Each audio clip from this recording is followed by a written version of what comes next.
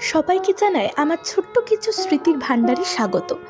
আচ্ছা বন্ধুরা, আপনারা সকলে কি জানেন দেবী সরস্বতীর সৃষ্টি হয় কিভাবে? আমি এই কাহিনী শুনেছি আমার অনেক ছোটবেলায়।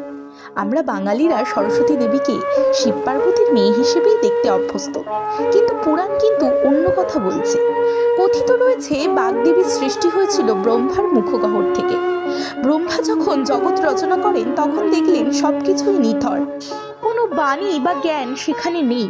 তখন তিনি মুখগহ্বর থেকে চতুর্ভুজা দেবীর আবির্ভাব ঘটালেন, যিনি বীণা ও পুস্তক হস্তে বিরাজমান।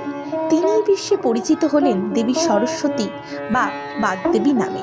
পুরাণ মতে দেবীর রূপের বর্ণনা অন্যরকম হলেও আমরা নিত্য নতুনভাবে নতুন কিছু আবিষ্কারের জন্য আমরা সেই পুরাণ মতের কথিত দেবীর রূপকে ভুলে গিয়ে নতুনভাবে কিছু আবিষ্কার করার চেষ্টা করছি। তবে মা তো মাই হয়। যাই হোক, আজকের ভিডিওটা সবার কেমন লাগলো কমেন্টে অবশ্যই জানিও। ভালো লাগলে সাবস্ক্রাইব করো, লাইক